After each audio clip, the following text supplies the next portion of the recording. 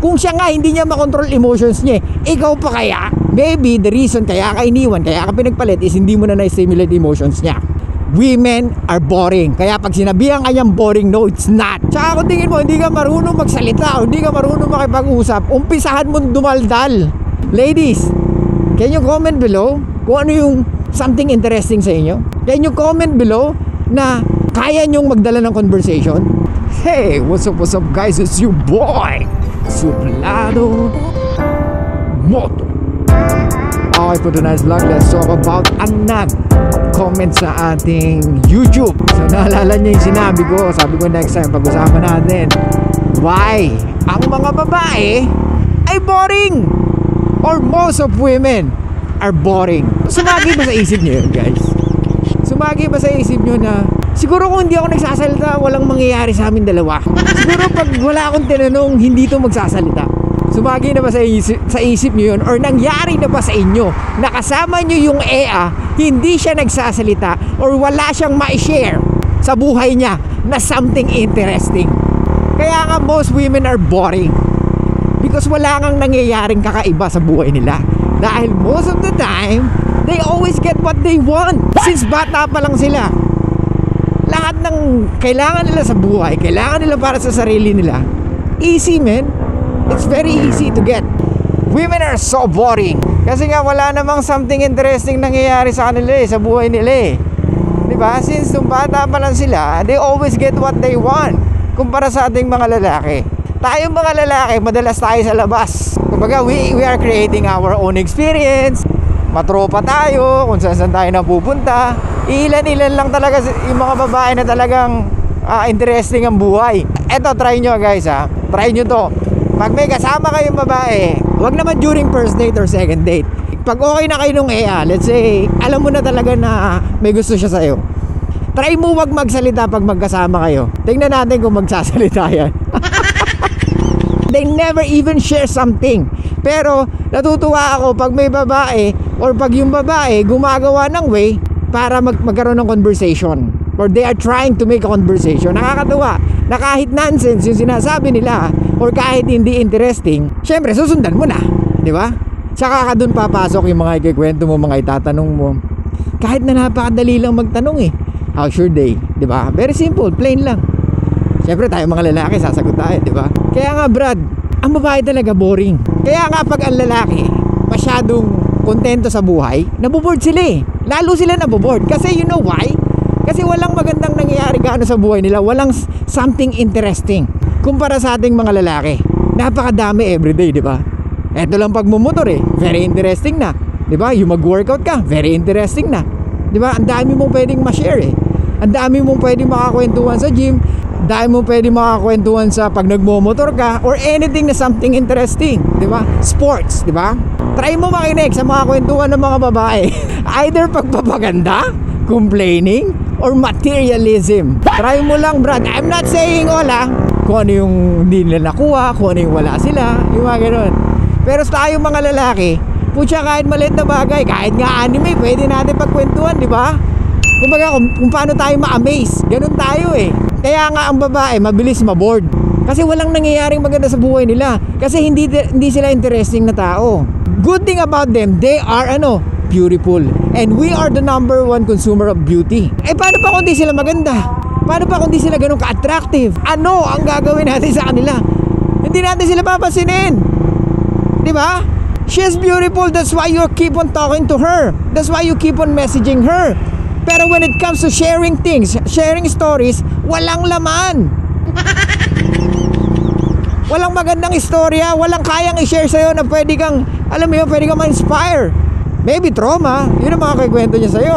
Kung paano niya nakuha yung trauma, o kung sino nagbigay sa kanya ng trauma. I'm not saying wala, magagalit na naman sila. Ladies, can you comment below kung ano yung something interesting sa inyo? Can you comment below na kaya nyong magdala ng conversation? Or how you can make a conversation with us, with men? Or can you share with us kung ano yung kaya nyo i-flex? Share with us, ladies. Kasi kami talaga ang dami, maniwala kayo.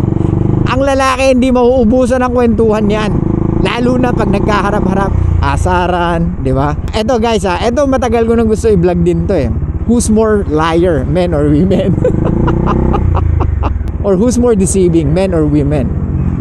Sige nga. Eto guys, tayo sa mukha natin, wala tayong mababago eh. As is tong mukha natin eh. Kung di ka good looking, di ka talaga good looking. So saan mo dadaanin? Sa pagiging charming mo, di ba? Sa pagiging charismatic mo, the way how you talk, the way how you move, the way how you, o yung style mo, hairstyle mo, clothing style mo, dun mo dadaanin. Kasi wala nang looks eh, di ba? As long as maganda yung ngipin mo, maganda hairstyle mo, hindi ka ganong kagawapuhan, pwede pa rin yan, Brad, maniwala ka sa akin. Kaya ingatan nyo yung skin nyo, ingatan nyo yung ngipin nyo, and at the same time your hair. May nagsabi sa akin, ang una daw tinitingnan ng babae sa lalaki is buhok. What? Well, hindi ko alam yon, pero nung nalaman ko, may point, pwede, di ba? Pero sabi naman ng iba, ngipin or yung smile. Kaya ingatan nyo yan, Brad. Tsaka kung tingin mo, hindi ka marunong magsalita o hindi ka marunong makipag-usap, umpisahan mo dumaldal. Kausapin mo yung kapatid mo, yung pinsan mo, magkwento ka ng kahit ano, hasain mo yung sarili mo. Dahil walang ibang way. Sa mga nagtatanong sa akin, paano ba kumausap ng EA? Eh hindi ko nga alam kung paano kayo kumausap. Paano ko sasabihin mali or tama? Di ba? Umpisahan nyo sa pakikipag-usap, sa teller sa bangko, sa cashier sa mall, di ba? Sa restaurant, kahit ano, kahit bullshit lang yung tanong mo. Anong oras kayo nagsasara? Anong oras kayo nagbubukas? Ano yung bestseller nyo dito? Ano yung pinakamasarap na pagkain dito? Ganun lang, just make a conversation. Tapos, pag-aralan mo how to break the ice. Kailangan mong mag-pick up or kumuha ng question dun sa mga sinasabi niya. Let's say for example, gano'n ka nakatagal dito nagtatrabaho sa restaurant na to? 6 months na. Dati, saan ka? Is this your first job? No, pangalawa to. Ano yung una mo? Oh, ba't magkaiba? Hulaan ko. Pinasok ka lang dito, no? Hindi ka nag-interview, no? Di ba? Something like that, bro. Kahit ano. Hindi mo kailangan ng matitinding pananalita. Ang kailangan mo, learn how to fucking talk. Yun ang kailangan natin matutunan, makipag-usap. Kasi pag hindi ka natutong makipag-usap, then how can you stimulate women's emotion? Guys, women are boring. Kaya pag sinabihan kanyang boring, no, it's not. Okay? Hindi ka lang masalita bilang lalaki. Pero kung titignan kung ano yung mga nangyari sa buhay natin, kung ano yung mas interesting, tayo yun. Ang buhay natin ay interesado kumpara sa kanila. What? We are more interesting than them. Believe me, bro, believe me. Kung iniwan ka ng girlfriend mo dahil boring ka daw, no, it's not. Maybe the reason kaya ka iniwan, kaya ka pinagpalit is hindi mo na na-stimulate emotions niya. Pero nung naging kayo, makabuluhan ng buhay mo, interesting ka. Kaya ka nga niya sinagot eh. Kaya nga bumuka ka siya sa'yo eh, di ba?